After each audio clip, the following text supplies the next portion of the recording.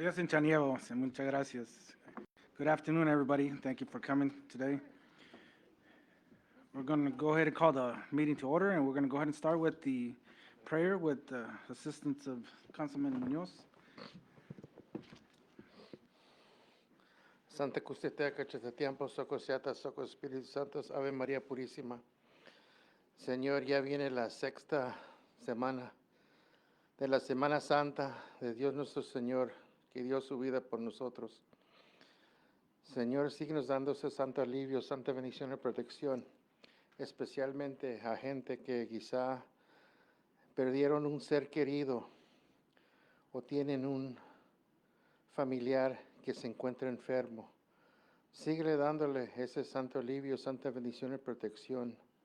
Protege a toda la gente que vienen y van para el río Yaqui y para acá, y los participantes que vienen, que dejan sus familias y también que se dejan venir a participar con nosotros a su obligación cultural.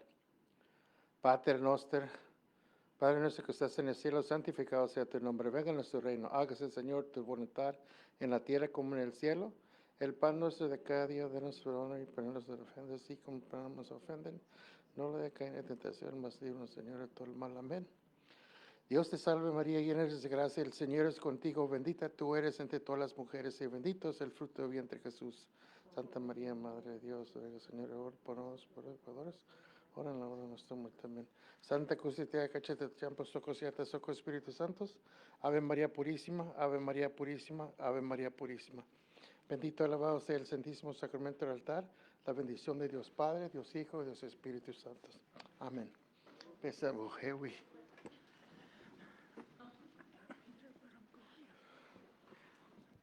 Sogo te decía, muchas gracias, Maestro Councilman Munoz. Can we get roll call? Date of meeting Thursday, April 10th, 2 p.m., chaired by Julian Hernandez, Chairman. Here. Vice Chairman Cupicio, excused. Secretary Alvarez, present. Treasurer Cupis, excused. Councilman Flores. Here. Councilwoman Frias, excused. Councilwoman Alvarez Gomez. Present. Councilwoman Gonzalez. Here. Councilman Munoz. Here. Councilman Saldaña. Present. Councilwoman Sanchez. Here. We have quorum, Chairman, with 1, 2, 8 present. Okay, thank you. Can we move on to action item number 3, approval of March 27, 2025 Tribal Council meeting notes?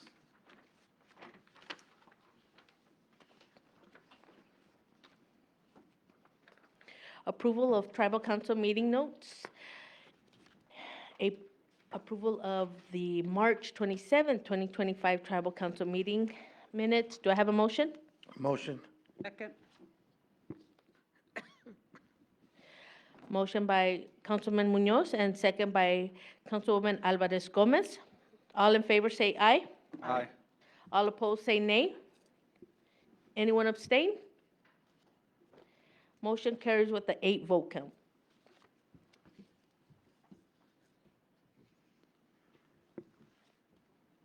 Okay, thank you. We'll go ahead and move on to action item number 4, special report.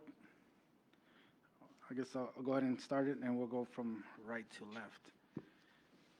Pues buenas tardes, and thank you all for coming, everybody online. Así como entramos a las 6 semanas de la Santa Cuaresma y Palma, Domingo de Palma is actually the start of Holy Week.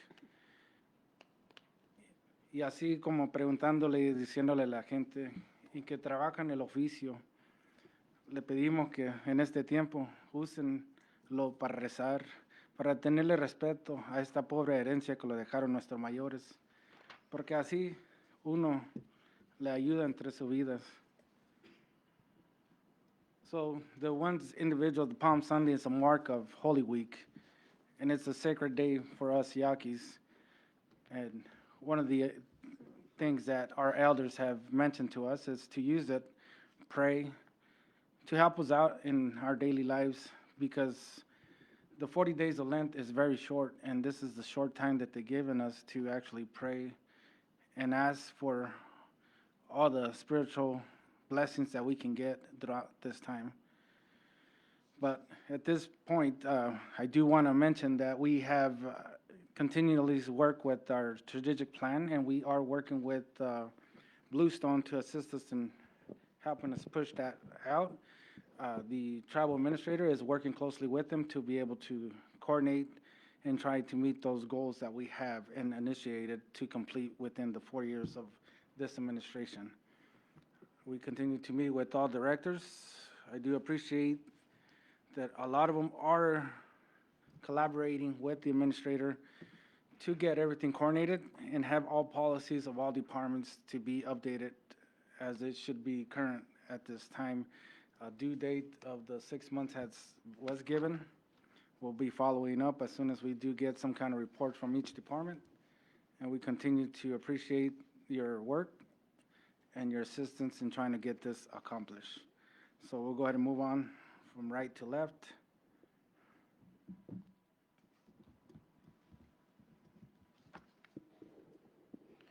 Good afternoon. I don't have any reports today. Thank you, Mr. Chairman.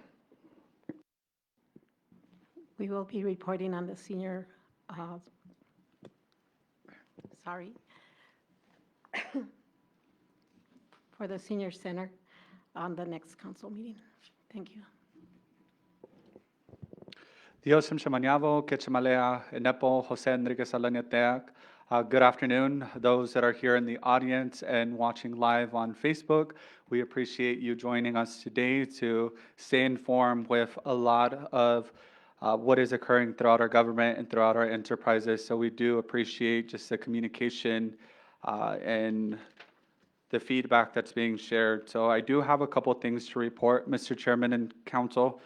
So the Education Division did start their district-to-district tour yesterday officially. So we had an opportunity to attend several meetings within the Maricopa County service area with our districts that serve our students within that service area. So we met with superintendents, principals, administrations to talk about the service gaps that we are identifying within the various school districts and be able to work collaboratively with that leadership in order to meet the needs of our students. We also did discuss various topics. Some of them were resuming the various Yaqui cohorts, Yaqui language classes, Yaqui government classes that have historically before happened within those districts prior to the pandemic. So we're looking forward to continuing the conversations and resuming those classes. And another thing that I did want to report, so we have received several invites. So I know that recently we received an invitation to Northern Arizona University. So we are actively working with education leadership as well as the oversight committee to try to schedule as many districts as possible before the school year. So graduation is right around the corner. So we do encourage those that are graduating, first of all, congratulations. Please stay in communication with our education department and our education staff for student recognitions that will be occurring throughout the month of May. And then with the recent decision of the Maricopa County Community College District to cancel the American Indian Convocation, we have been working with Salt River Tribe to be able to assist them with the convocation that they will be having. So we encourage any students to reach out to our education staff to be able to receive more information pertaining to that event. Again, I just want to thank the education staff for the work that they're doing to try to help our students end the school year successfully. We do look forward to visiting the schools here within the Tucson district. So we are in communication with the various American Indian Student Centers to try to identify a good working time to meet with that leadership. So we will be around. So we have not forgotten about the Tucson students. So we're hoping to narrow down those dates hopefully by tomorrow and be able to release those to students. I do thank my colleague and co-chair, Ms. Councilwoman Andrea Gonzalez, for leading that effort within the Tucson district, and appreciate the council that has made the effort to go down there and meet with our students. So I know particularly I've received several letters from students just expressing appreciation of this council making time to visit those schools and have those conversations post-COVID. So again, we appreciate those that have been a part of those conversations. Other than that, Mr. Chairman, I believe that's all I have to share for my council report, but I do have announcements during that section. Thank you. Listen, Chenyavugini por Rosa Soto Alvarez there. Greetings. My name is Rosa Alvarez. I am the Secretary of the Pascua Yaqui Tribe. Honored to be here. I am at your service. It is truly a blessing to be able to have you all attend here. And for those who are online, welcome. As a report from the Secretary's office, our calendar continues to stay busy, and we continue to have a presence in the office, at the school districts, in Phoenix and other communities. So I just want to commend the hard work of Tribal Council. I would like to express my condolences to those who have lost a family member. I do encourage you to take care of yourselves, stay in prayer, stay close to God, and know that it's okay not to be okay. We're not robots, we're human.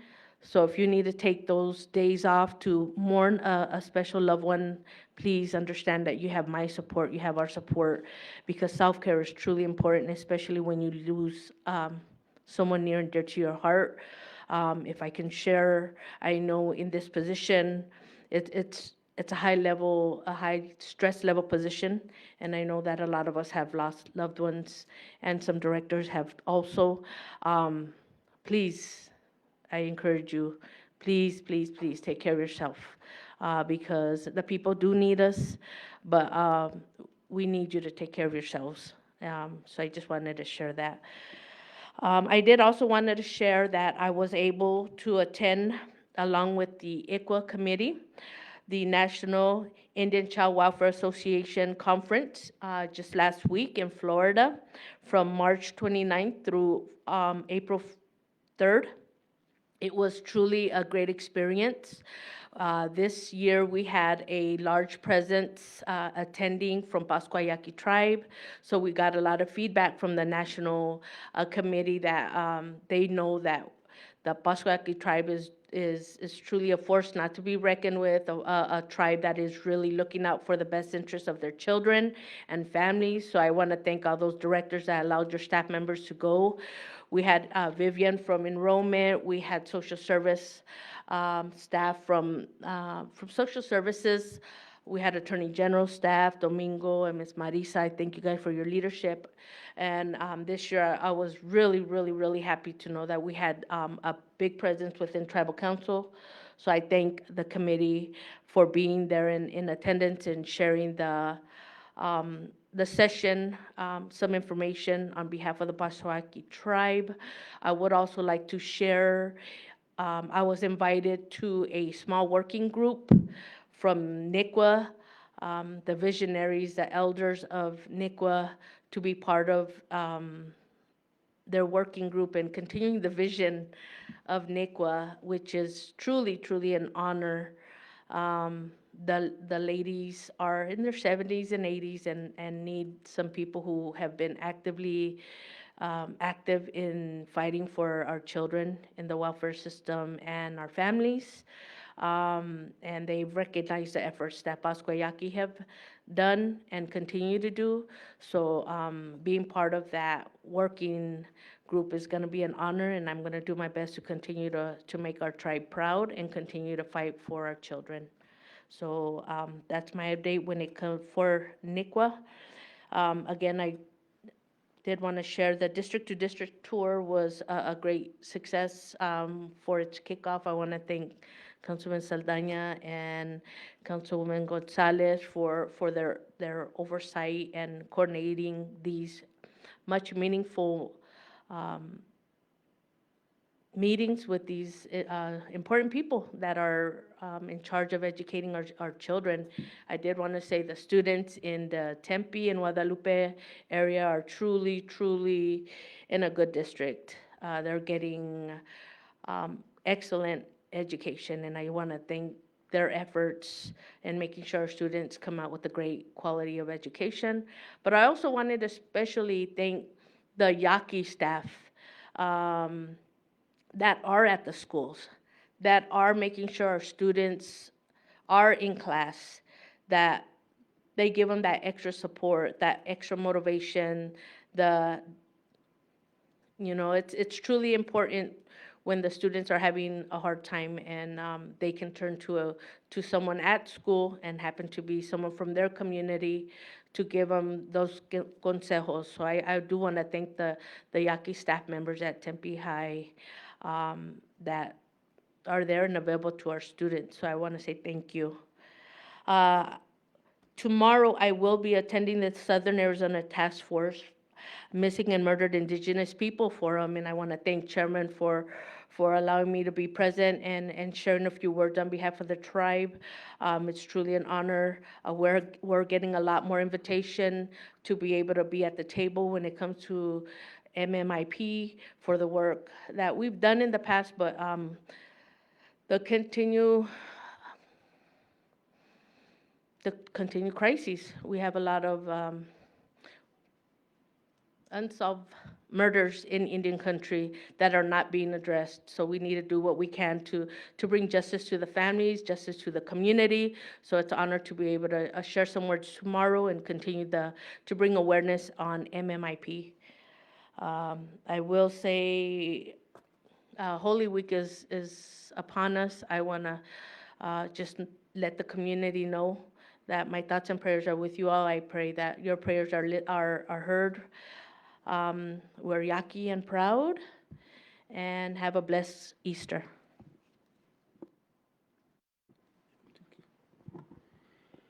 Yosem Chanyabo, Kichimalaya Inupa Gloria Alvarez Gomez. Good afternoon, everyone here present and online. Buenas tardes a todos que están presentes aquí and online. We've had a busy few weeks. As Secretary Alvarez mentioned, I was also a part of the trip out to the NICWA. Received a lot of good information, things that we still got to work towards, continue to advocate for making Arizona ICWA state. So it was good to see and learn from others, as well as build that relationship that we need to continue building. I just came also from the Self-Governance Determination conference out in Phoenix, hosted by Gila River. Met a lot of other tribal leaders there that were present, talking about governance. They had many presentations on funding in regards to 638 program, the 477 program. The 638 program, for those of us that didn't know, it's the USDA, so that had to do with our food distribution program that we have here in Pascua. So I was a part of that panel discussion for half a day, and other tribal leaders discussing the challenges that we have and the good outcomes of it. So it's good to have our staff online as well, mentioning that we do provide services to 100 community members and have expanded it to Marana. So thank you to the food distribution, Dominic Romero there, and the rest of the staff there that are making those things happen. The 477 is the management and federal programs that we had discussions on, how, if those will affect us and all the different things, all the programs that we see or are concerned about if funding will be cut. So we did have many tribal leaders there asking the questions and whatnot.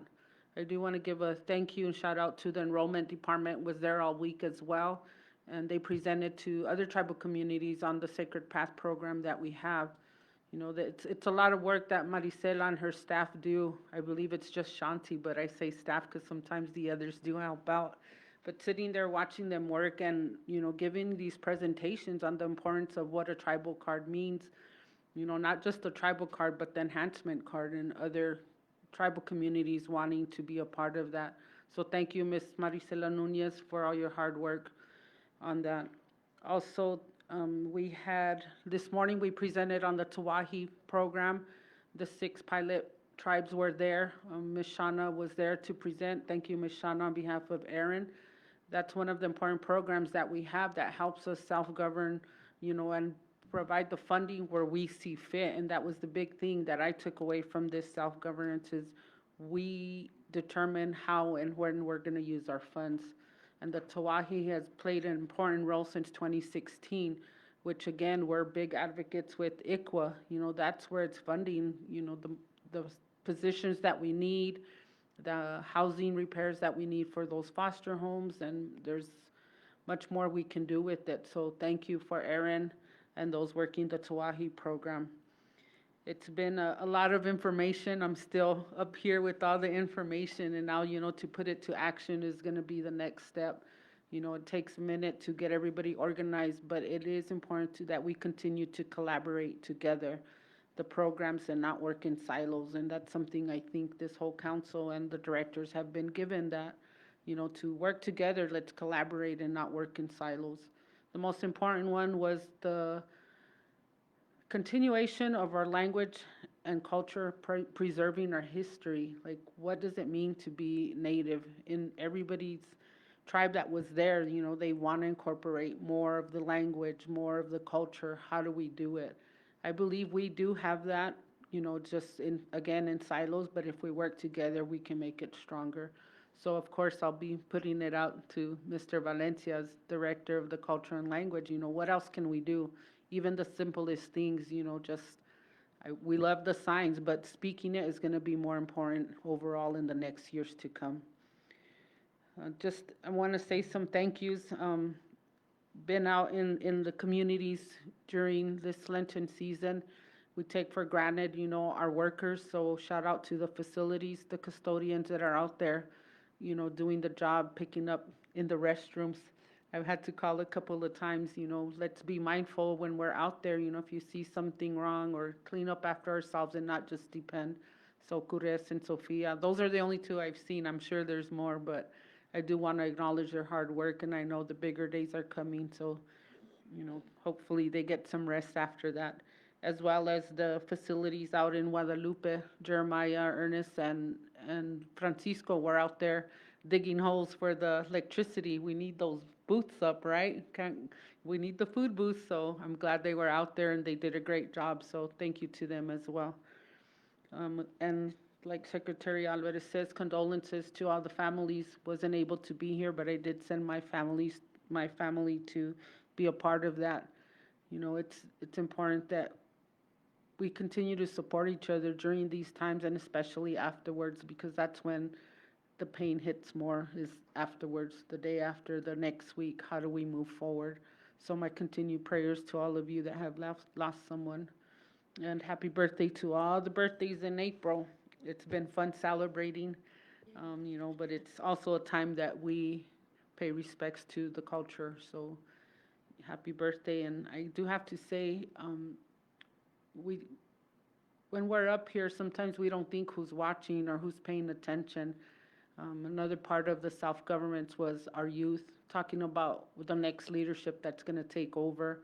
There's many youth that have been posting on their achievements, so congratulations to everyone with their sports achievements, whether it's in rugby, to baseball, to football, volleyball, all of you. I don't want to leave anyone out, so I'm not going to name anyone specifically, but, we have some educational achievements. Thank you for that. We'll be looking for you for guidance as well. I hope to have a conversation with our youth council soon in the months to come. So I did let our education co-chairs, Ms. Andrea and Saldana, let's see how we can lift them up. What can we do to support them in what they're doing? Even though they have another term coming to an end, but what can we do better in supporting all these youth and all the youth programs across the board? So hi to everyone that's watching, all the youth, you are important, and we do believe in what you do. And hello to my grandson, Levi. He's only 3, but he said, Nana, you didn't say hi to me. So I'm saying hi to my grandson because they are paying attention. So what we do does matter. Our actions do matter, and I want to thank you for your support. Thank you. Yasem Chaniabo, Quechemalea. Good afternoon to those present here in the room, in the auditorium, and for those watching online.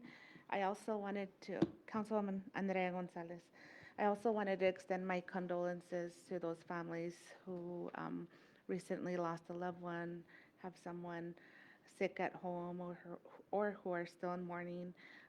My prayers go out to you all.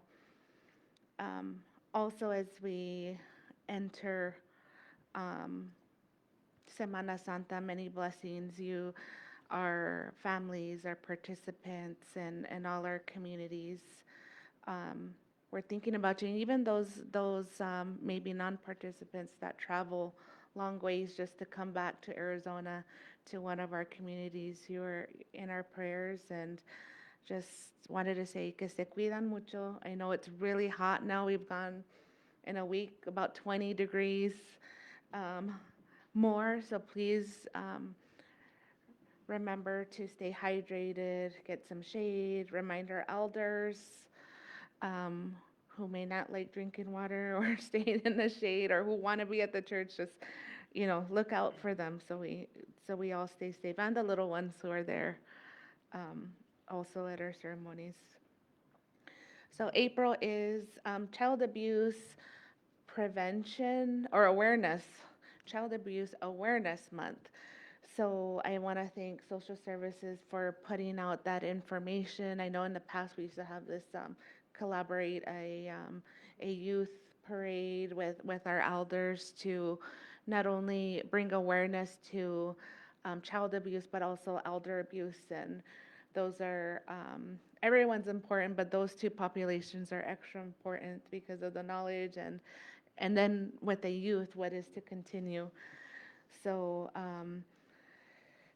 yes, wear blue for Child Abuse Awareness Month.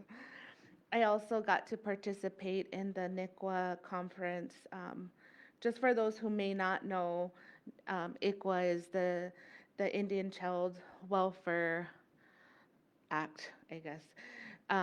But this NICWA conference was a national conference, and I do want to also extend my most appreciation to one of our attorneys here, Domingo de Gracia, and big kudos to Marisa Quiros, who were both there. They both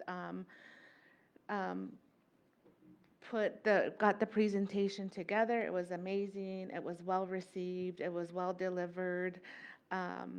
Council was just extra. People were there. They were happy to see us, but you guys have done the work for years, and so I want to acknowledge all the hard work that has been put into it. I know Domingo's been here 2 years or so, and before that with Albert Urbina did put a lot of work into ICWA and what it is now, and I'm really proud to say that Pascua Yaqui is leading, is in a really good place as far as bringing our children home. So if you don't really understand what ICWA is if you don't live on the reservation and a child goes into CPS care, the tribe has the opportunity to intervene, to oversee those cases, to make sure that we support those families, even though they're not on the reservation, those families, but those children, trying to keep siblings together, trying to keep siblings in Yaqui homes or native homes, and have them closer to home. And a big part of the presentation, I want to again thank Marisa and some of the IT staff that helped put together really special videos, and they were personal accounts of some young adults now that have been in the system, and that ICWA has helped and has made a significant impact on their life. And the common theme is I got to know who my family was. I got to know my culture and see it and thrive. And some of them said they wouldn't know where they would be if they weren't brought back home to the community. Maybe not their own biological families, but they were brought back to the community, and that has played a significant role in their identity and sense of belonging and having that sense of community and family. So thank you for the great work that is happening throughout, and I know there's a lot of staff that are involved of ICWA here in the tribe, so just thanking you all. It was a great conference. I was glad I got to go. Um, Here in August, we'll be having our own ICWA conference, our annual ICWA conference, August 12th through 15th as well. So we have that to look forward to. As far as education, part of my education report, yesterday we were up in Tempe. We visited Tempe Union School District leaders there at Marcos de Niza. So it was a great opportunity to meet and just have some informal conversation about the state of our, how our kiddos are doing. And I was really pleased and excited to learn. I hadn't known that. So Tempe Union is the high school district. So they have 5 or 6 schools, including Marcos, Tempe High, McClintock, but all those high schools are all A-plus schools, completely A-plus schools, and that is an amazing. That's just amazing. That's unheard of.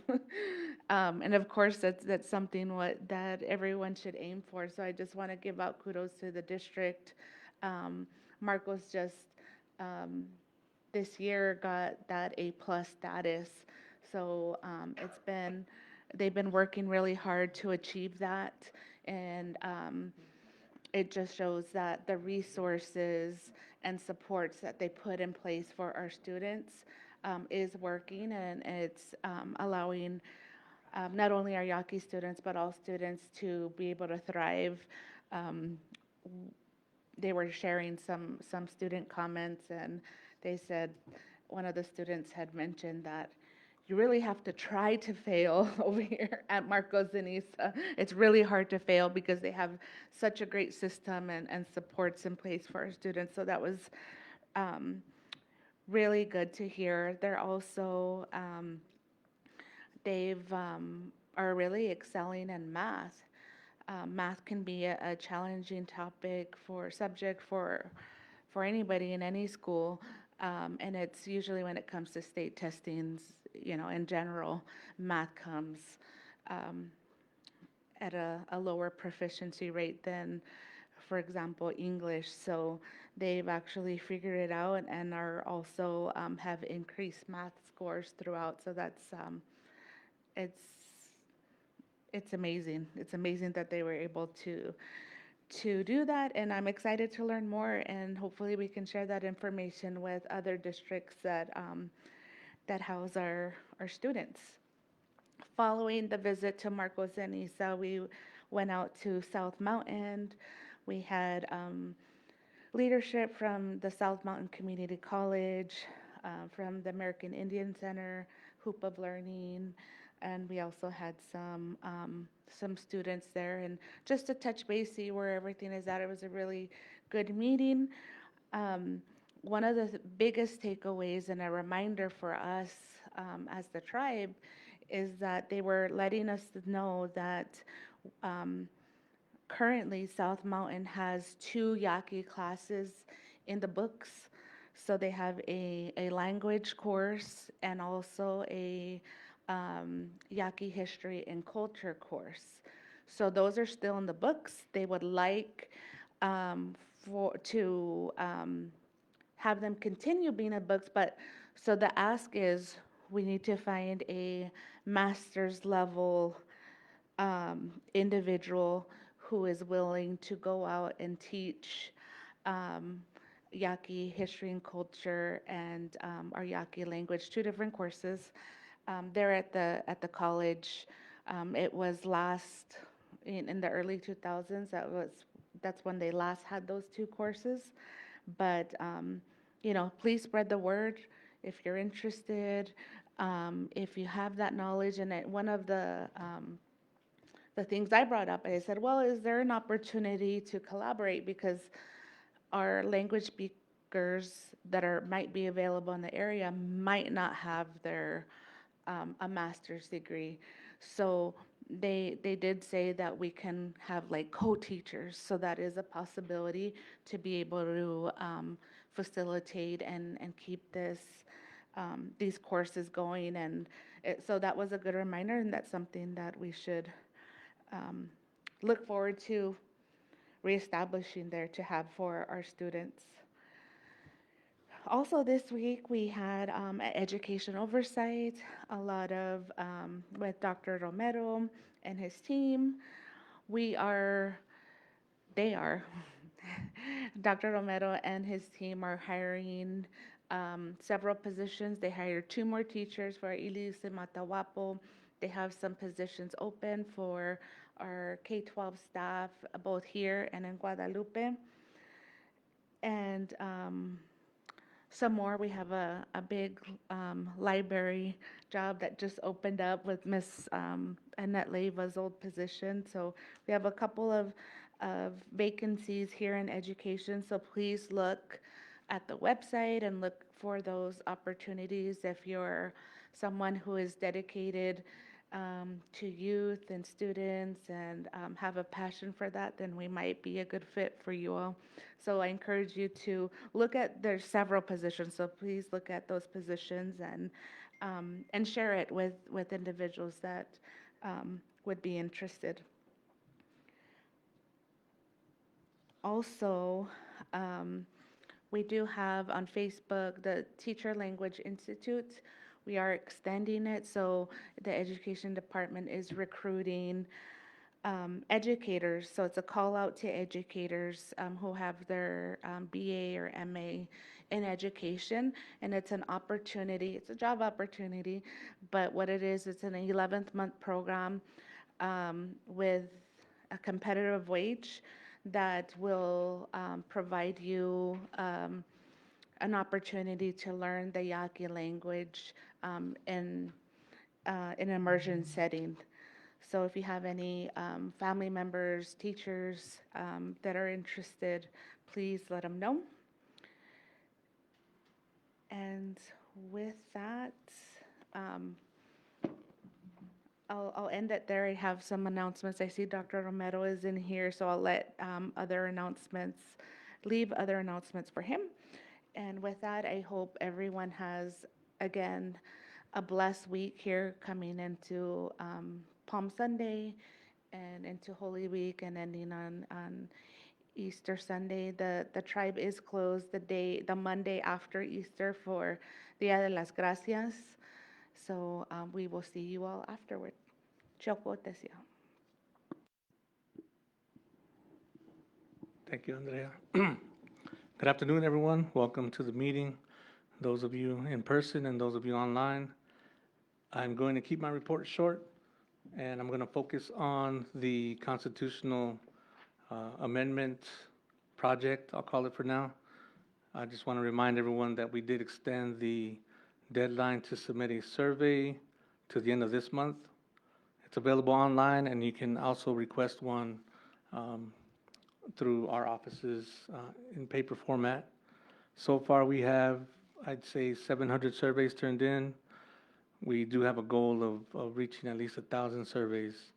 I just want to remind everyone the purpose of the survey was to see how much interest there was in amending our Constitution, and some of the things that are on the survey are just to start a conversation and give people some points of reference to decide whether or not they'd be interested in joining us during the process. We do want this to be all-inclusive. We want to hear from as many voices as possible, from the youth who can't vote now but who may be able to vote in 2028, all the way up through our elders who are still with us. We need all the perspective, all the consejos. We need all the history that we can gather so we can decide how we're going to move forward and govern ourselves. In addition to the way that we're going to govern ourselves, one important thing to highlight is we are going to decide whether or not we're going to keep the current membership criteria, and that affects everyone.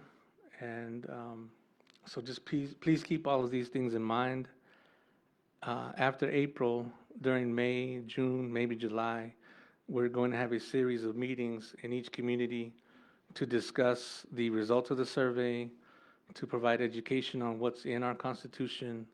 We're going to have experts there, legal experts, Mr. Flores and his crew, and perhaps some outside consultants provide guidance on what certain sections of the Constitution mean and whether we want to amend those things or not.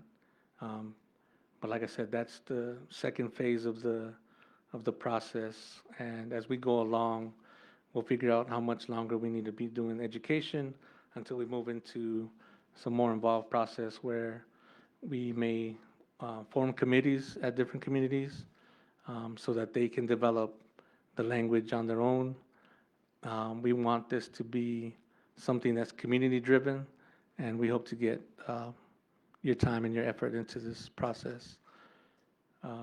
I briefly want to mention, as much of my co-counsel has spoken about our ceremonies, especially now through, well, for the next 10, 11 days or so. Everyone in the room should know, or I'm assuming does know, the importance, the significance of what we do, why we do it.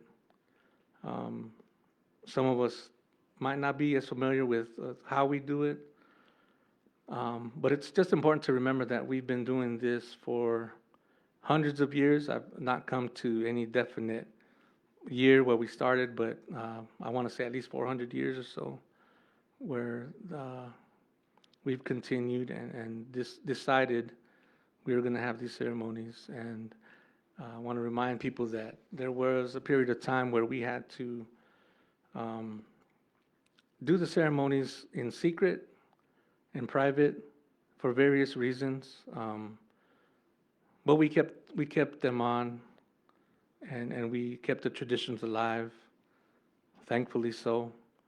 I don't want to get too serious about it, but it's important to me because I know that people sacrifice their lives in order for us to continue the Yaqui way. And so I just want to remind everyone of that. And I want to encourage everyone in the room, especially our directors, to come out and observe. Even though you're not a participant, you can just be there as a witness and kind of feel what the purpose is. And it's for all types of purposes, for healing, for spiritual wellness, for strength, togetherness, positivity, all of these good things. And yes, it's going to be hot. It's going to be physically demanding for some, but it's for an extremely significant purpose. So I just want to reiterate that it's a time for us to come together, and we all do. And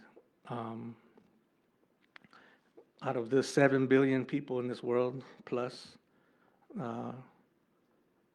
there's only 15, 16, 17 locations in the world where these things happen during these times. So it's important to remember how distinct we are from the rest of the world.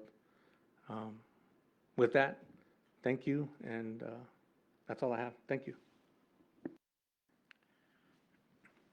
Thank you, Council. We'll move on to action item number 5, but before then, I'm going to go ahead and start with the some information that was provided to us last week on remains that were found in the area of the new casino where it's being built. If I can have Director Francisco Valencia, have tasked him to actually do the blessings for these remains that were found, and they were doing a search to see if they could locate more in the area. But I'll let him give the brief summary of what's actually happening. Dios Michaniabu, buenas tardes, Honorable Chairman, members of council. Pues primeramente, on behalf of the Department of Language and Culture, my name is Francisco Valencia. I'd like to start by thanking our Creator for giving us the opportunity to be here with each and every one of you guys in this day of meeting, this day of junta, as well as, remembering our elders, those who made the sacrifices, as you guys have already mentioned. On another note, just wanted to add to Mr. Flores's statements on, taking this time, especially during the Holy Week, to reflect, to keep in memory, to keep in honor all of those elders who shed their blood, sweat, and tears and sacrifices, not only during this time of the 7 weeks of Lent, but that do so throughout the 12 months out of the year, accompanying all of our members, whether it's at a velorio, a luto pasco, a wedding ceremony, a baptismal ceremony, all of those who participate in our language, in our culture, and our traditions do so with a clean and open heart.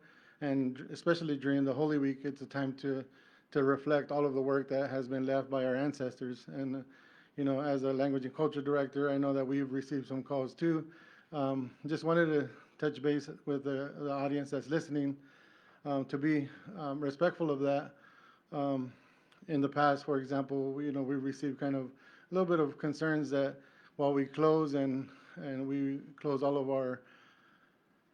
our gaming establishments, all of our enterprise establishments, well, most of them in honor of this time, especially during the Holy Week, we do have, unfortunately, some of our members, some of our very own that's out there on Facebook posting that they're at Cancun or they're at Rocky Point or they're at this. And although it's fine for you guys to do that, we keep you as ceremonial capitanes, as ceremonial participants. We keep everybody in prayer, but just be respectful of what you do post on social media, because it is reflective, and our children see it. As you may say, some of our children say, well, why is this person posting this on Facebook when they should be in time of mourning or in time of prayer?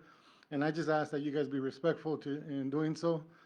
With that being said, on behalf of Chairman's request, last week, about a week ago, we were contacted. Mr. Carl Herrig, who is our Tribal Historic Preservation Office, was called.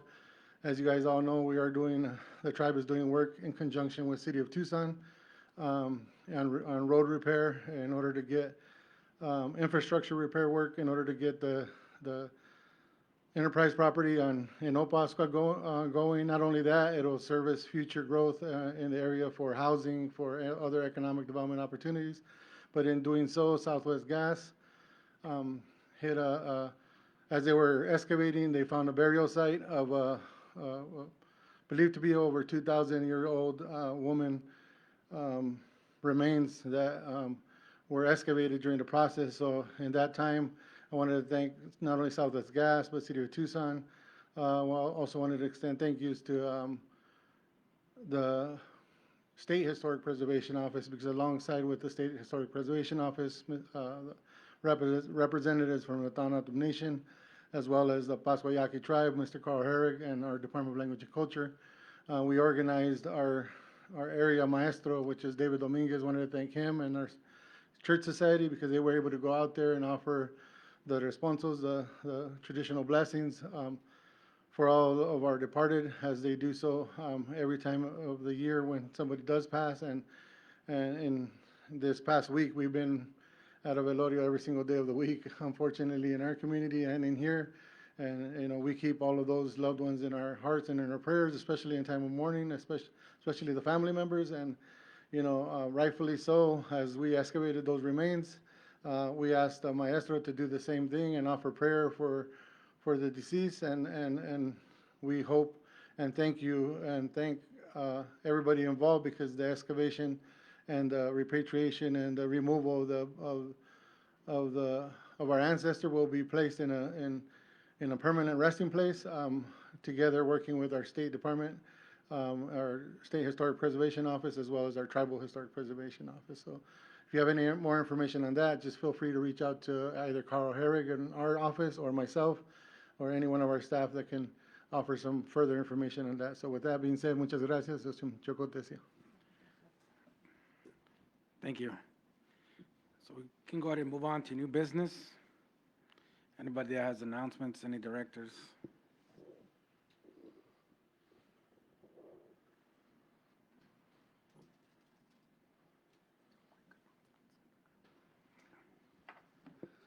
Good afternoon, Chairman, Tribal Council, fellow directors, members of the community present and online. I just want to announce, my name is Rafael Gallego. I'm the Chief Public Defender for Pascua Yaqui Tribe. I want to announce that on Friday, May 9th, from 3 to 4:30, we will be holding at the Health and Social Services Family Center a restoration of rights seminar, and everyone's invited to come join us. We will be given legal advice on how to restore your rights. And it's not limited to just cases here. It's any case here, obviously. The cases here will actually do the paperwork for you. If it's a case somewhere else, we will guide you as to where to go and how to get that done as well. Anyone that has a felony that has completed all their requirements can apply for restoring rights. There's some limitations, but we can go over what they are and guide you there. And it includes possible restoration of gun rights if appropriate. And we also can do set-aside convictions as well. So that's on May 9th at the Family Center from 3 to 4:30. If you cannot make that day or time, you can always come to our office. We're over here on Tetacusi, and we can offer advice there as well. Thank you. Okay, thank you. Mr. Chairman, I did have an announcement. I know he's been patiently waiting. For Battalion Chief Sergio Mendoza, I know Chief Thomas with him, and I just did want to acknowledge him. He's retired from us, from the Pascua Pueblo Fire Department, with 30 years of service with the Pascua Yaqui Tribe and the Fire Department. He served as a senior firefighter, captain, battalion chief, and lead CPR instructor. Chief Mendoza devoted his entire career to the community and served honorably with pride. Through his commitment and leadership, all current chief officers were at one time under his command. We wish him well and his family and the best in his retirement, and thank him for his support and commitment to his service to the community. And I just did want to acknowledge Chief Sergio Mendoza there sitting in the back. Thank you, Chief. Sergio, if you can come up and say a couple of words for us, and then we do appreciate all the work that you have provided to the Pascua Yaqui Tribe.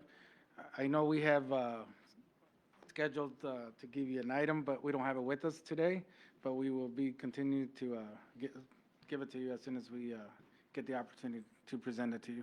Thank you. Good afternoon, everyone. I appreciate the recognition. It's been a while. I started here in 1994. I've been able to grow through the ranks and provide services to countless people that I've encountered. It's been an awesome ride. Appreciate the support from council and all the previous administrations, ex-bosses. I apologize, really didn't have a statement prepared. I kind of just found out about this about 2 hours ago. Again, thank you for the acknowledgement and having me here today. Thank you. Yes.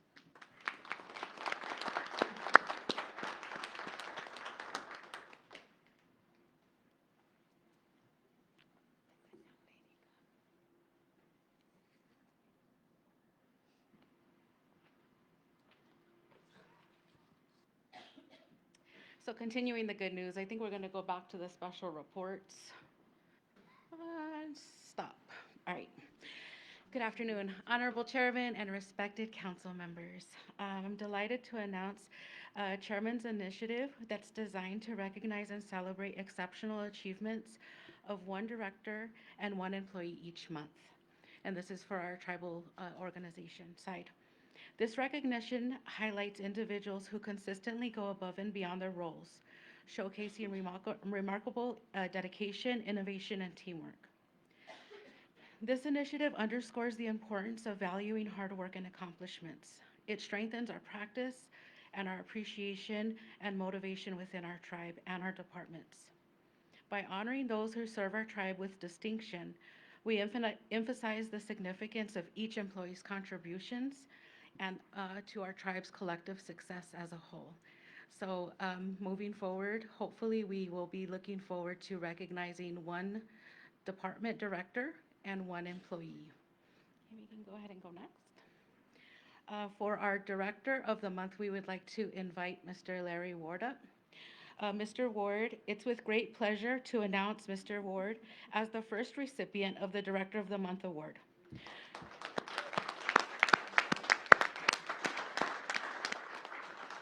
By honoring Mr. Ward with this nomination, we celebrate his invaluable contributions to reinforce the importance of recognizing those who serve our tribe with distinction. Thank you. Chairman, Tribal Council, thank you. It's kind of a surprise, so I'd like to say that I'm deeply touched by this honorarium, and I'd only come up to tell you guys and to tell the community at large that we are still looking to get out into the communities next month after we get done with the hard work of Holy Week and Easter. And all the great guys in housing and in social services are looking to join us. So, again, we will be starting to send out the flyers and whatnot so that we can start in May in Old Pascua. And we definitely want people from all of the communities to let us know so that we can also tailor those kinds of little seminars in their communities as well. As far as this honorarium, I am again speechless, which is hard for a lawyer, but I will do my best to make this short and say thank you very much. Thank you.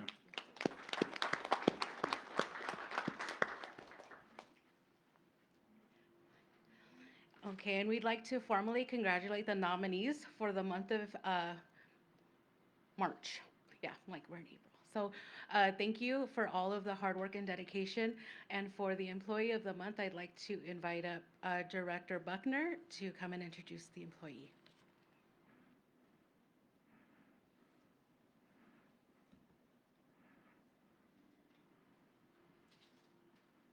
Good afternoon, Chairman, Council, and community. I would like to announce our choice and the selection of the directors for the first Employee of the Month, and that's Diana Yepis, so from our Risk Management Department. She is our risk manager, so congratulations. I have to confess I wasn't exactly honest with her about why I needed her here today. And she had asked for some time off, and I told her no, which I felt really bad about, but I hope this makes up for it. Since I also am a lawyer, I'm going to take up the rest of Larry's time here to talk about how great Diane's been.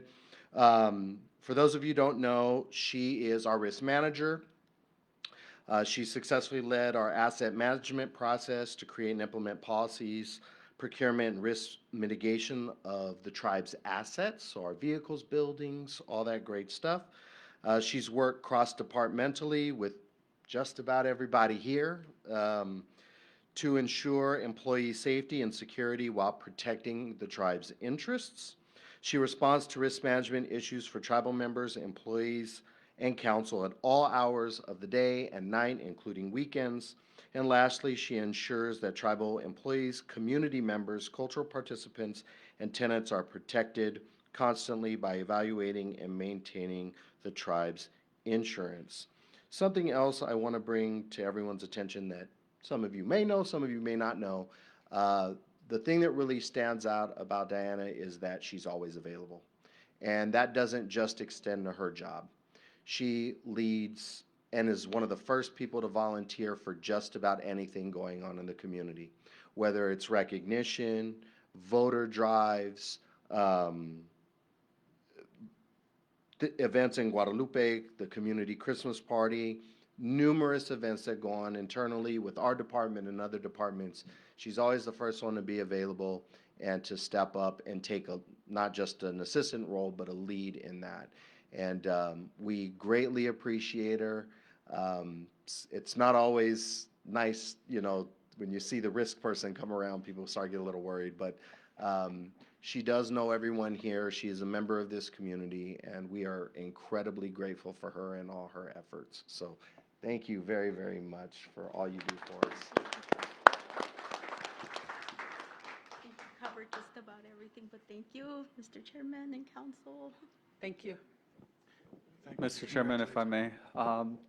Diane, I just wanted to thank you. I know, as Director Buckner mentioned, you're always a person that employees throughout the government can count on. I know for me specifically, recently, I did have a tire blowout while trying to go view our new casino, and you were the first person that I called that answered. So I really do appreciate the effort that you make to be available in times of need. So thank you. Your work does not go unrecognized, and I know it's been a tough journey trying to protect our assets, but you're doing a phenomenal work. And on behalf of the council, I know we've had internal conversations of the great work that you are doing, and we do appreciate you. Thank you. Thank you all for your Thank support you. on that too. Thank you.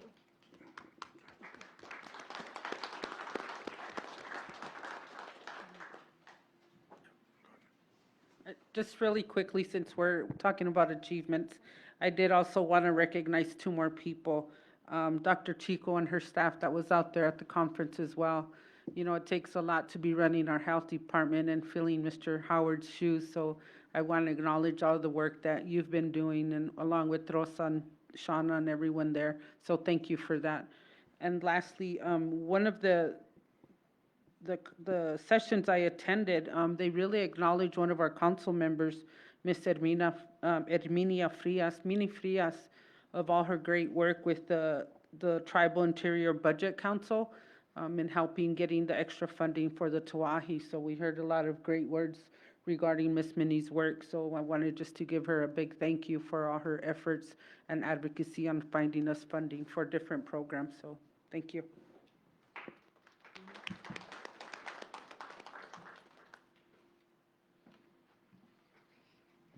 Good afternoon, Tribal Council. So I have a couple updates from the Health Department. First, we have a mobile mammography coming on Saturday, April 26th from 9 to 4 here at the Health and Social Services Family Center. It is by appointment, but we really encourage women to come and get mammogram.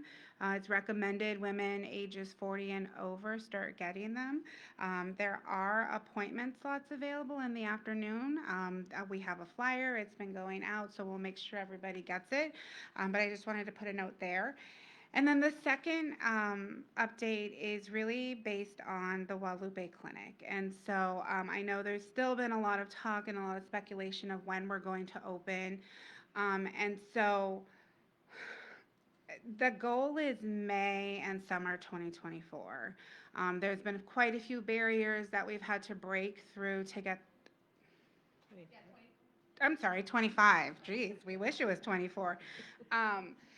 To get through, and I think I said this before, we're trying to get equipment. And in order for us to do, so Native Health is doing our primary care for us, and our contracts are ready and set in place, but we're waiting for our state inspection, which needs to have equipment. And so we're hoping the equipment, it was about 12 weeks out per order, so we're in process. But with that, we're going to roll out starting with the ambulatory care. So Native Health, they're hopefully getting their inspection in May. And then we're slated to have podiatry start July 1st. So we'll have Dr. Peck come up a few times a month because we also need to ensure what is our volume. We're going to have physical therapy as well. And then Dr. Stanky and her team will come in May when it opens, as we have place designated for it. There is some coordination we're still working through with the traditional healers. And so I don't necessarily have a timetable for that, but we're trying to work through that pretty quickly to get them to come up in the summer as well. For everybody who doesn't know, we have a nursing expansion that's going on at the facility, and the expansion should be done at the end of this month. So nursing will then move into that expansion and begin using that at the same time. Dental, we will be doing our own dental. Dr. Holmes has created a plan for us in moving forward. So dental is slated to open in the end of December, beginning of January, and we'll be running that ourselves. And then we have pharmacy, and actually pharmacy is actually slated to open in the summer as well. So that timetable is actually moved up, and so we're really excited that the pharmacy will be able to open sooner rather than later. We also will be having, there is a wellness center attached to it. The wellness center will open in May as well. We're working on staffing and we're working on what our hours look like. And I think those are the main parts that will be in the clinic. As the clinic grows, we'll be looking at what other things we will need. So if you have any questions, please don't hesitate to ask me. And as things roll out, the department we're working on a flyer, but I think our hesitation is because things keep changing. You know, what do we put out there? But our intentions is to have a flyer once we really get a set date on our rollout of here's what's going to roll out and here's what it will look like. For the Guadalupe, you will have the traditional healers once the clinic opens, or We're is that working still on it. We're working on it. The goal is to have them come up at least once or twice a month as well. We're in the process of looking for somebody who can coordinate that, so there's a position being created for that as well. There are new positions being created in Guadalupe, at least 5 or 6 right now, to help run the facility, so I would be on the lookout for those as well. Thank you. Thank you, Dr. Chico, for that update. I also did want to remind the community on the topic of the Health Division. The third annual El Toro Guadalupe is scheduled for Saturday, April 26th. So if you have any, if you want to register to be a cyclist registration is now opened. It's my understanding there will be on-site cyclist registration. So it's always been a very grand event and well-attended event. So if you have any questions, feel free to reach out to the Wellness Center, Mr. Angel Hernandez and Miss Melissa Garcia, if you have any questions on that particular event. And again, thank you. I know facilities was recognized, but I just want to recognize facilities, our Pascua Yaqui facilities team and our Town of Guadalupe facilities team, because they have begun preparation within our Town of Guadalupe. So it does take many staff members and many aspects to that event. So I do appreciate Mr. Valenzuela, your staff making themselves available to be able to assist the health department. Other than that, I don't have anything else to share, Chairman. Thank you, Councilman. Okay, thank you.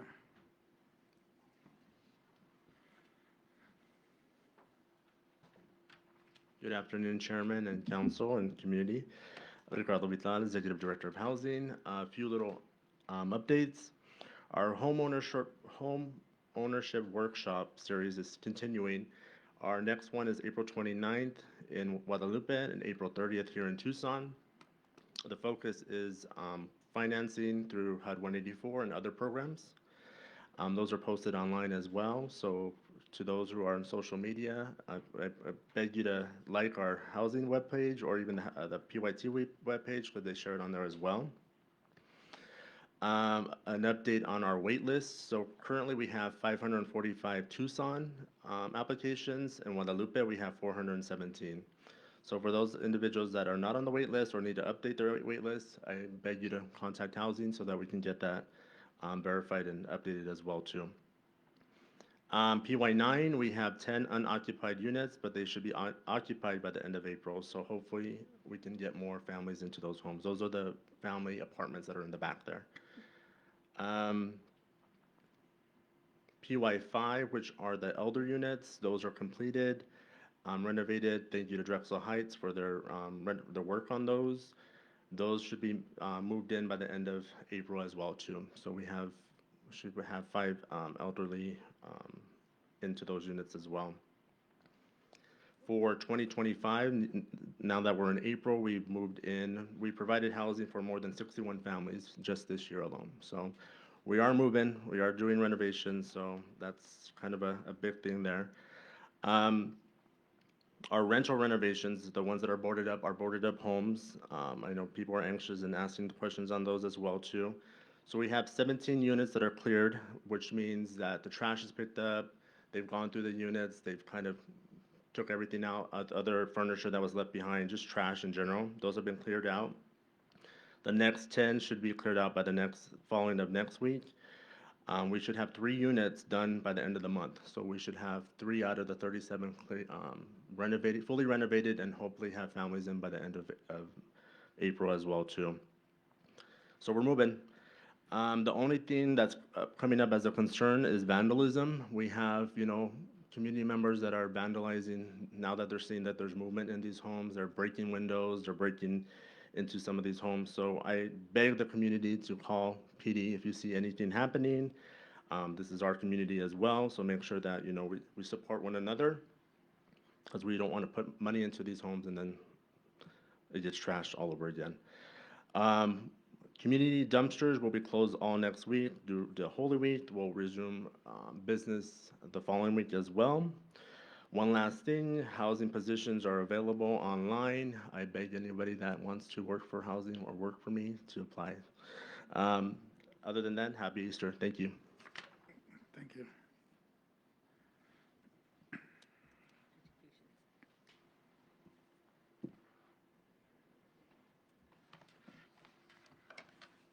Good afternoon, Honorable Chairman, Honorable Co-Chairs, Tribal Council Community. Agustin Romero, Director of Education. 4 primary announcements. First, in regards to taking off for where Councilwoman Olivares Gomez mentioned, we had our food program, distribution program. We had one today, another one on the 24th. Until the end of the semester, they'll be run, actually, to the end of the summer, they'll be run bi-monthly, twice a month, and we'll continue to do that. April 30th, we have our Dia de los Niños, which will be 4 to 7. And then we have our graduation recognitions. The first one, May 6th, here at the Casino del Sol. And then the May 8th event will be at the Arizona Grand in Phoenix. Those are our announcements. Thank you. Thank you. Chairman, I have a couple. If I may? Thank you. Also, thank you for sharing, Dr. Romero. Also, right after Easter, April 28th, the Education Department is having their parent quarterly meeting, and that'll be in Guadalupe at the Itomhiapsi. Again, that's April 28th, 5:30 to 7. And also, I forgot to mention in my report that tomorrow, Co-Chair Saldana and I will be, and other council members who can make it, will be visiting U of A students tomorrow morning. So that's also on our agenda for tomorrow. Thank you. Dia de Niños, I know it was mentioned, Director. Guadalupe is April 25th, and in Tucson is April 30th. So please plan to attend with their children and spend some quality time with them and have a fun day with the community.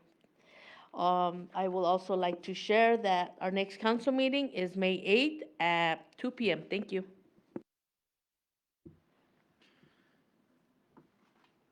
If there's no more announcements, we can move on to action item number 6, call to the audience.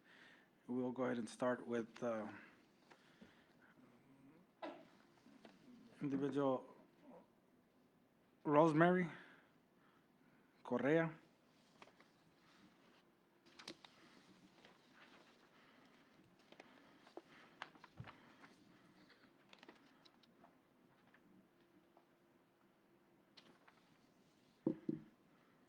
Good afternoon, Chairman and council members. My name is Rosemary. I'm a enrolled tribal member with the Pascua Yaqui tribe. I'm coming to you as an employee of the Tucson Indian Center. I wanted to invite Chairman and council to come into our new clinic that we have there downtown. What we're targeting is our urban natives, to bring it closer to Old Pascua, to a lot of the younger generation that goes to the U of A, just to give them more resources to be able to take better care of themselves.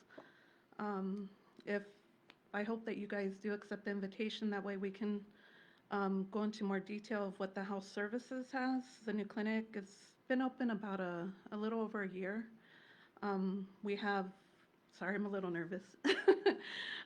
We do have providers there that have worked with the Native community over 20 years, so they're very knowledgeable with working with Native communities. So I'm gonna hang out afterwards if you guys have any questions. Yes? Hi, thank you, Rosemary. Thank you for coming out and for the invitation. For anybody who hasn't visited the Tucson Indian Center, what do we take with us? What should we expect? Well, not only with the health center, but with TIC as a whole, to just get enrolled with health center and with the wellness department, one of our biggest departments there, you would just need your tribal ID and a picture ID, just to start off with. We do have somebody there in the clinic as well as in wellness to help with access applications, to apply for access, or just to kind of know where you're at with that, because a lot of people are falling off of it, and it can be a process. So we do have knowledgeable people there to be able to help with that. And TIC, and like Rosie, Councilwoman Rosie, we're there for, sorry, we're there for self-help. We want to help our elders, our youth, and bring the culture back, not only with Yaqui, but with all natives. So that's what we're primarily there for. So, okay. Thank you. It's a good collaboration. I know I was there as one of the board members, and they've done a lot of progress since I was there, so, and they continue to do great stuff, so it's good support that we need to show to them. So thank you very much. Thank you.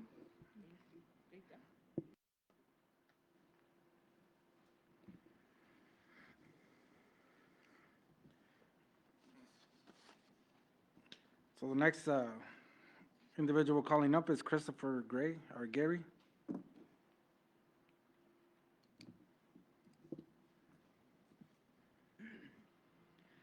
Good afternoon, council members. Good afternoon, chairman, and people representatives here today. I'm coming to you again, once again, as a member, as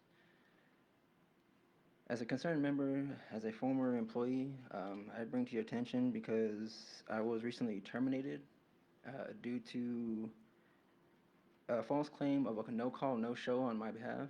They said that I was never informed them that I was fired, or that I was not going to come in, and they allegedly claimed that I didn't do anything, I guess, in my part to let them know that I wasn't going to be there. But not only that, there was also this issue I had been having since last year, when I had brought this to you guys' attention about cultural letters and the issues that I've been having when it comes to culture itself within the casino, within our community, and just within trying to get in contact with you tribal members as well to speak on the matters and the issues that have been occurring.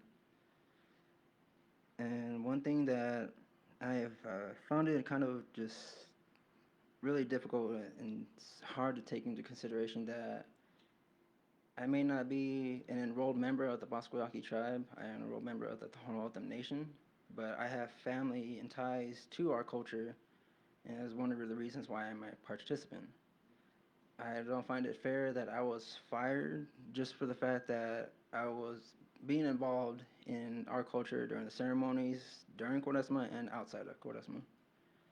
A lot of my points accumulated because of the culture letters, and a lot of it came down to was a lot of miscommunication from departments, from within our societies, and just the general biases that we all have either towards each other, to each other's families, to the different barrios that we come from. And a lot of it comes down to, I guess, us as individuals. It's been difficult and it's been hard, and I've been trying to voice this opinion when it comes to the matters of culture, because there really is no one person to go to and talk to, because I get a lot of the runaround to a lot of things when it comes to our community. They tell us we need to come to the council. When it comes to my employment, they say we need to come to the council. A lot of the traditions that we talk about or that we supposedly uphold are not being upheld the same way they've been for the years past. A lot of my elders try to tell me that, well, we need to change with the times. But technically, Quaresma never really does change. Nothing we do has never really changed. It's always been the same. It's just other people's opinions and maybe the times, if that's the thing. But I bring it to your attention because I really don't know who to go to when it comes down to a lot of this cultural matters and the communication. There's a lot of miscommunication when it comes down to it, and I feel that me being terminated for my culture, for being a participant, for committing my life to what I do as a caballero al pez. A lot of directors, managers, a lot of them are not cultural, participants in their ways, so there's really no real set structure on our culture. It's just there's maybe a paragraph or so that explains in a handbook, or some majority of it is word of mouth. But there really is nobody you can talk to, because I've already talked to my capitanes, I already talked to my maestros, and I'm getting nowhere.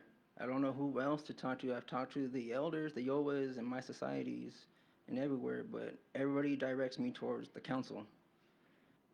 Who do I talk to on the matters of our culture? When it comes to employment, when it comes to being inside the societies, who do we talk to when it comes to our issues? When it comes to our discrimination, when it comes to the lack of honor, when it comes to our culture and how it used to be and the way it was, that's no longer upheld like how it used to be. And this idea that we have to change, I feel like we don't have to change. Our elders had left us with our tradition the way it was, and there's more foreign influence now compared to what it used to be.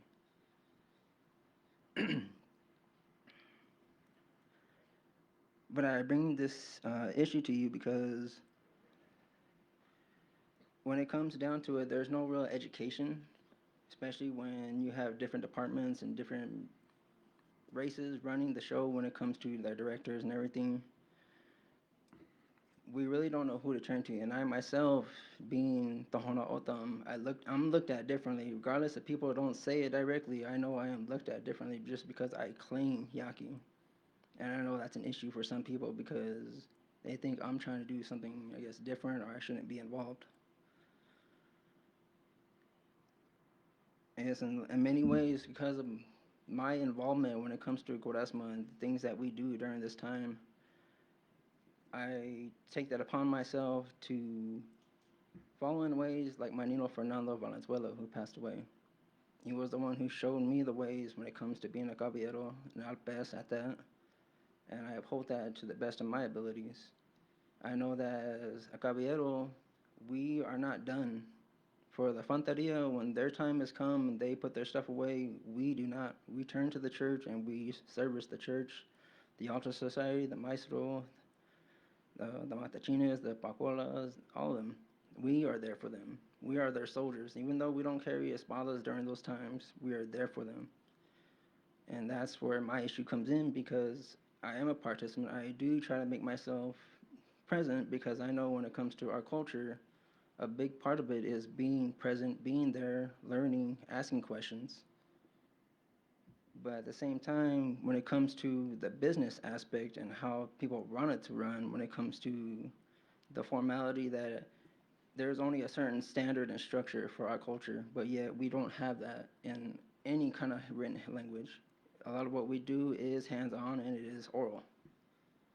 So for me, I felt that all this accumulation when it comes to the letters, all that was a lot of miscommunication, because a lot of my departments, from the HR to management, supervisors, I was being told so many different things that they can accept it this way, they can do things these ways, and then at the end, it was pretty much told to me that a lot of what was accepted did not get accepted, either because it wasn't the actual exact written copy, or if it was just emailed. And if it was emailed from me, they did not accept it, but they would only accept it from the maestros or the capitanes. But even when they did email the letters in for me, the certain letters were not accepted or weren't even, I guess, acknowledged in those ways. So my points had accumulated over a period of time. So I bring this to you as the council because I don't know who else to go to. After recently terminating my position back in March of this month, or last month, I've been trying to figure out ways to, because I already had my appeal, and I went again to the board and I tried to explain and express the difficulties in between when it comes to being out there, when it comes to schedules, when it comes to their days off. Because previously my days off were on a Saturday and Sunday, and that's how initially they kept it, and that's how I kind of would have wanted it. Reason being is because after we're done Friday, Saturday, going into Sunday, we're tired. We're all exhausted. We all have been up. Not everybody is the same, but the concept of that we're all there is. So for employments to tell us that, well, we're going to give you these set days, and they try to tell me it was going to be Friday and Saturday, which I disagree because Friday, Saturday, understandable. We can always call off on a Friday, and we can have Saturday into Sunday and not have to worry about it because everybody is going to be tired. Everybody's going to be exhausted.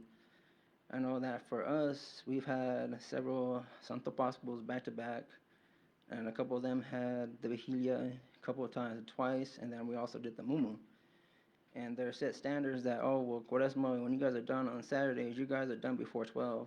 Many times in my barrio, at Milagros, we don't finish directly at 12. We don't finish at a set time. It's based on the head capitanes and the yoes and everybody who decides to make that effort to get things taken care of and done.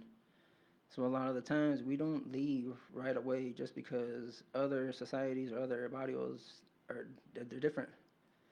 And for us, it is difficult because I know when it comes to my community, we get looked at a little bit differently just based on where we have come from and what we've had to endure over the years.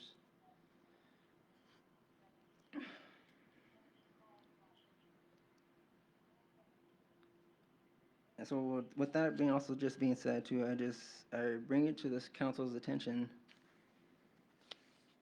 For one, I felt that yes, it was not fair, but on the other aspect, there is no real education when it comes to our culture.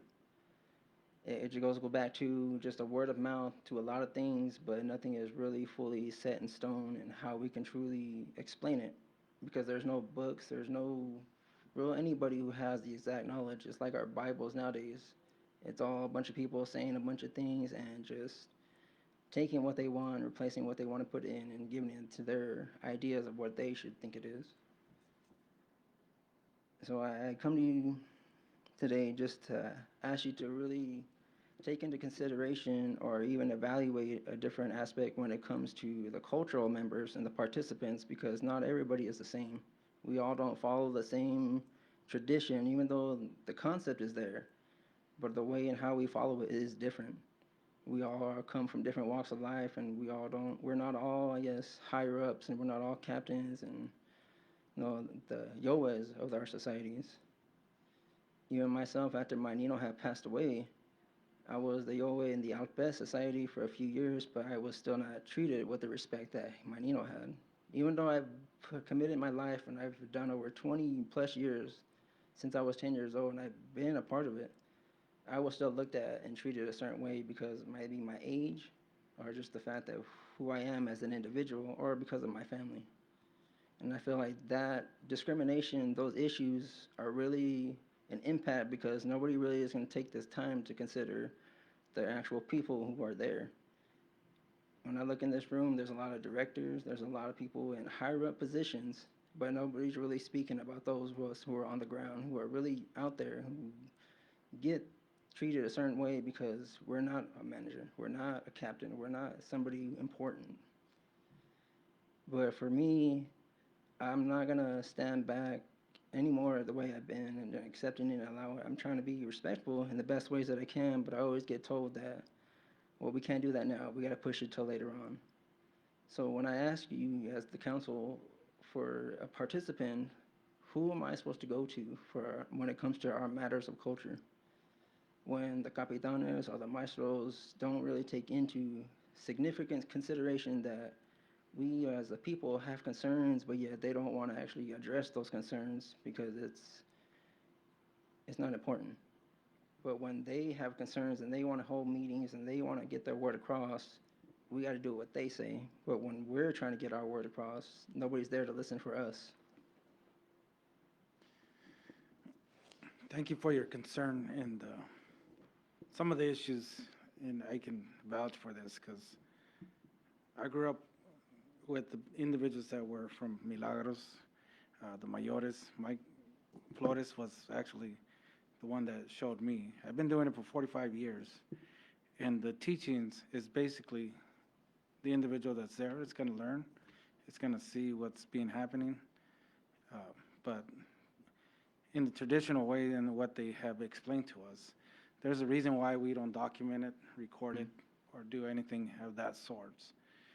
In being and experiencing it there physically, it's the spirit that you pick up, and the acknowledgement and the training that you get is through paying attention to what actually is happening. And a lot of the issues that we've dealt, I grew up with Fernando Yernino. I was actually his captain before we split. And a lot of the teachings that they took were not a lot of the mayores that, and they didn't have time to work with the old mayores to show them in the proper way. But in the learning process, we do everything for the same purpose. And the way we take it in is to understand it is the way that we see it being done. Because at this point, I can tell you this, there's a lot of communities that don't do it like our elders used to do it. Because it was very tough back in the day. And now we do justify because there is certain things that with lifestyle changes, we have to adapt to it. And in doing so, like one of the things is, it's hard to catch everybody that's trying to take a picture of us performing our duties. And sometimes it becomes an issue. But we have adapted to go and work around it. And the way we learn those processes is just to pay attention. The books, we do have some books that are out there that explain our culture. But the best way of you learning it and talking about it is actually experiencing it and being there at that time that it's happening. Because there is no better way of learning unless you're witnessing it yourself. And for you to not have somewhere to go, it's kind of disappointing to me being a captain, that your community is not supporting you in issues that you're bringing up to them. As a tribal leader, I will continue to speak to your leaders to ensure that they have some kind of report back to you. Any communication that you've been providing to them, I'll make sure that they communicate with you, because at this point, they should be able to explain to you exactly your questions that you have about the culture. Well, it's not so much that I have questions for them, it's also just regards on how they're operating. Because from my perspective, from what I've learned, especially from my Nino, the same ways are not the same. And even when I bring it to attention that they're changing things or they're trying to make adjustments to accommodate other people or themselves, that's not the way we did it before. So a lot of my concerns are just how they're trying to run things and how they're trying to mingle their way into other societies and trying to have a say in how things are supposed to be, when it's mainly just supposed to be the capitanes and the maestro. And then, of course, you got the cabo mayores running the show and taking care of things.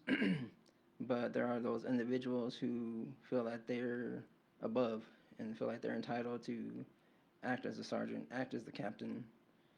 And when we try to bring that to the attention of the mayores, it just gets pushed off. So that's one of the concerns I feel that I've been trying to get across, especially when it comes to the communication. That's one reason why I feel like I was terminated from my position, because of a lot of miscommunication. As a tribal leader to tribal leader, I'm going to go ahead and speak to them, and I'll bring up the concerns for you in your community. And, the adjustments, it's up to them to do, but I will bring it up for you.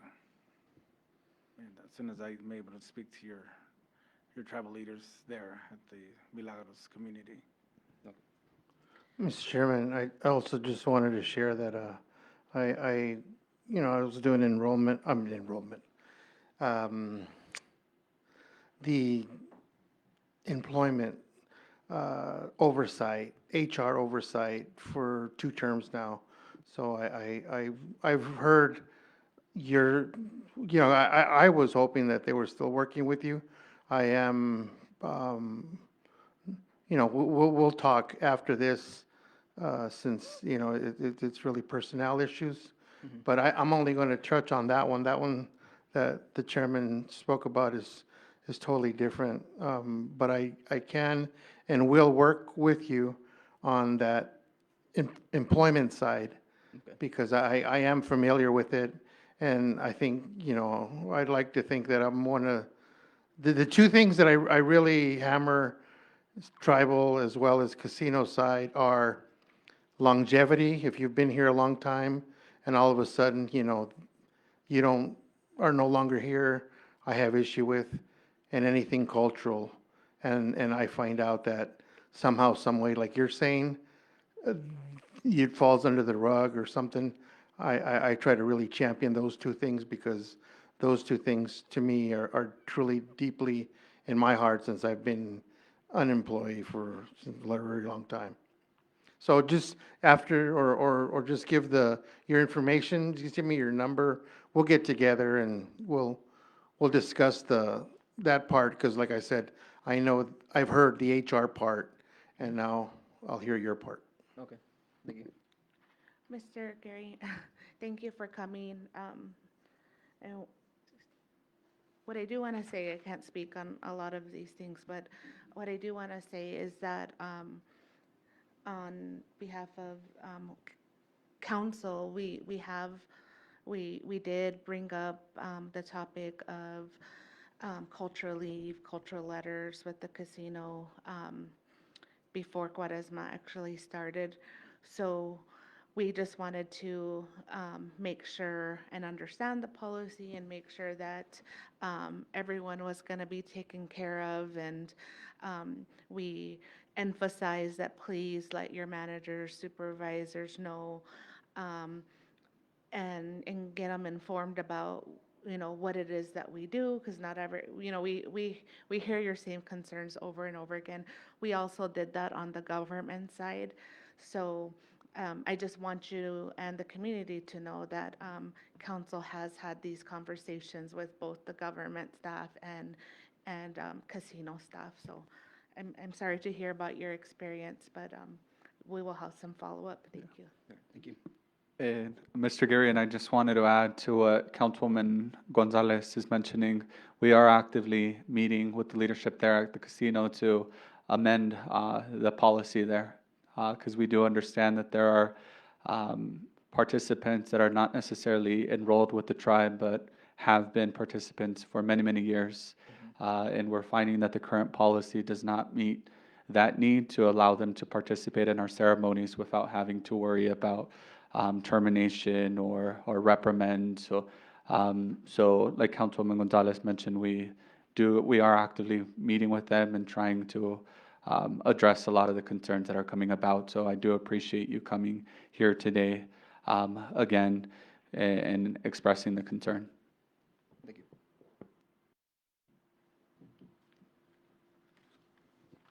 I'd like to say, we're going to continue to work on it with you, and I'll get with you. I'll have your information. And if the Capitan is granted, we'll be meeting at your cultural grounds. Okay, Great, thank you. appreciate it. Thank you.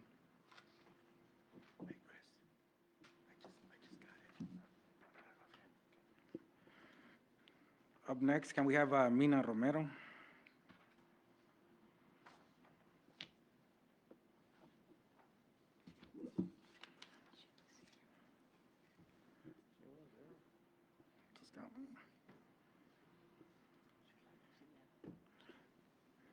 Okay, we can move on to action item number 7, first resolution.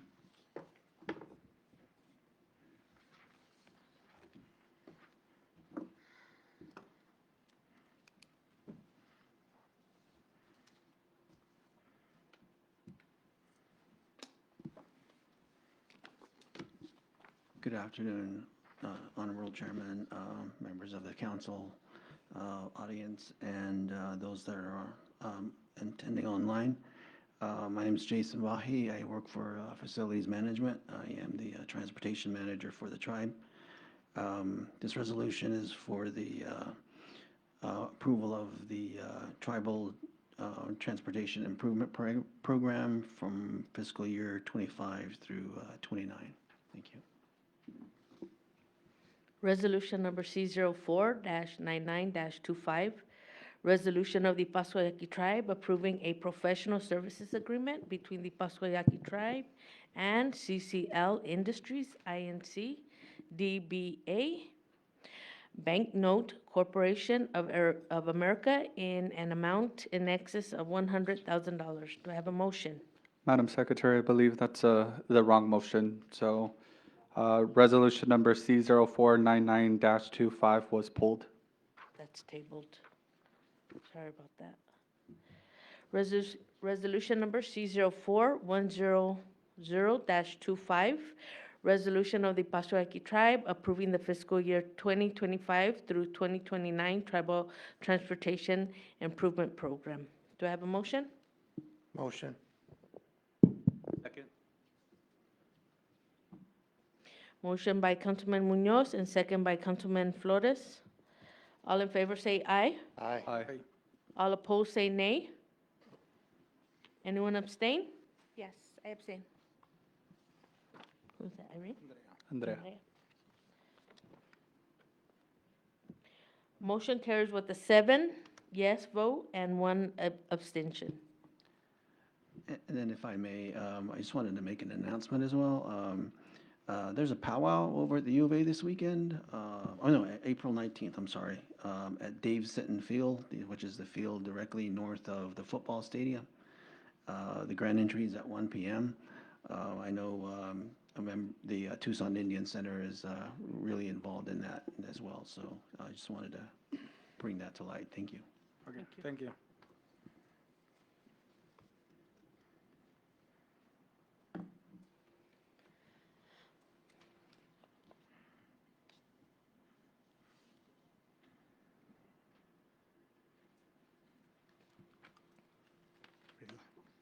Good afternoon, Chairman, community, and council members. This resolution is for approval of purchase of 8 vehicles for the police department in excess of $100,000. Resolution number C04-101-25, resolution of the Pascua Yaqui Tribe approving the purchase orders with Midway Chevrolet to purchase 8 vehicles for the tribe's police department in an amount in excess of $100,000. Do I have a motion? Motion. Second. Motion by Councilman Munoz and second by Councilwoman Alvarez Gomez. All in favor say aye. Aye. Aye. All opposed say nay. Anyone abstain? Motion carries with an 8 vote count. Thank you.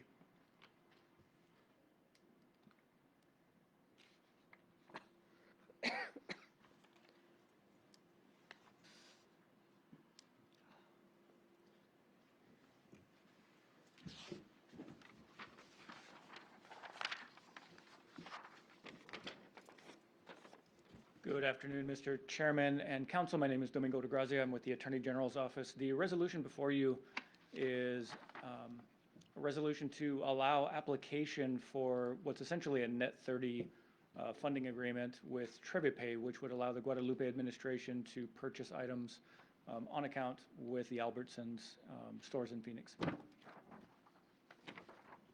Resolution number C04-102-25 and ordinance 32-25, resolution of the Pascua Yaqui Tribe approving an application for a purchase program account holder agreement with the TreviPay Corporation with provisions for indemnification and approving an ordinance authorizing a limited waiver of sovereign immunity. Do I have a motion?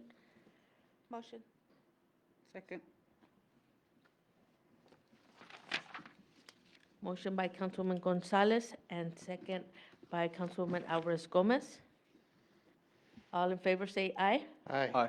All opposed say nay. Anyone abstain? Motion carries with an 8 vote count. And Mr. Chairman and Council, the resolution before you is for the purchase or subscription to software that would be used by social services, the Articulate Global LLC. And the software would be used by social services to make and generate training materials for folks within the tribe. It does require a waiver of sovereign immunity. Resolution number C04-103-25 and ordinance 33-25, Resolution of the Pascua Yaqui Tribe approving a one-year software subscription agreement with the Articulation Global LLC with provision for indemnifications and approving an ordinance authorizing a limited waiver of sovereign immunity. Do I have a motion? Motion. Second. Who's second? You, Sanchez. she motion? Motion by Gomez Alvarez and second by Sanchez. Thank you. A motion by Councilwoman Alvarez Gomez and second by Councilwoman Sanchez.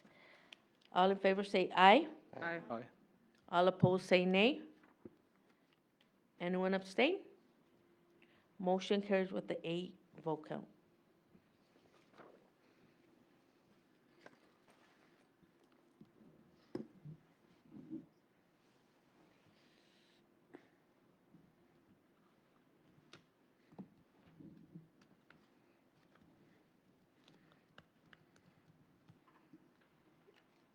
Chairman, Council.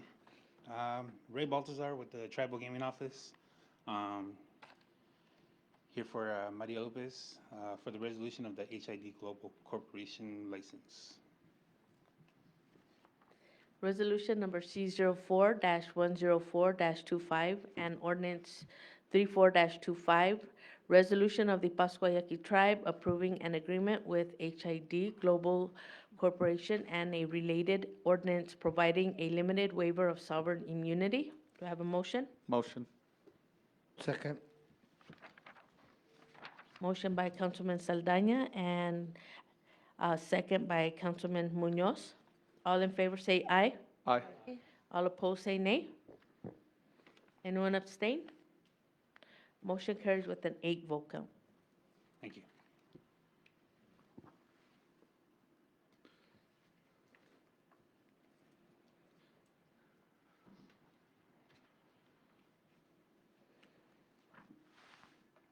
Okay, this resolution is approving a memorandum between the Pascua Yaqui Tribe and the Bureau of Indian Affairs in reference to establishing a protocol for detention services for inmates. Resolution number C04-105-25, resolution of the Pascua Yaqui Tribe approving a memorandum of agreement with the United States and ITS Bureau of Indian Affairs for the purpose of establishing a detention services protocol. Do I have a motion? Motion. Second? Motion by Councilman Munoz and second by Councilwoman Gonzalez.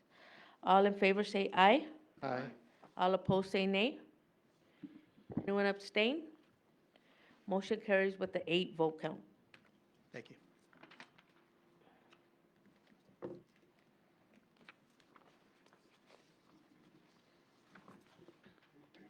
Good afternoon, Honorable Chairman and council members, audience, and online persons. I am Rebecca Matus, Senior Services Program Manager. This resolution is to amend the resolution to include purchase of additional equipment and service as defined in the ITCA PYT Grant Award. Resolution number C04-106-25, resolution of the Pascua Yaqui Tribe amending resolution C11-343-24 to include the purchase of additional equipment and services as defined in the ITCA PYAAA FY25-202 Grant Award, in parentheses C01-24-25. Do I have a motion? Motion. Second. Motion by Councilman Sanchez and second by Councilwoman Alvarez Gomez. All in favor say aye. Aye. Aye. All opposed say nay. Anyone abstain? Motion carries with the 8 vote count. Thank you.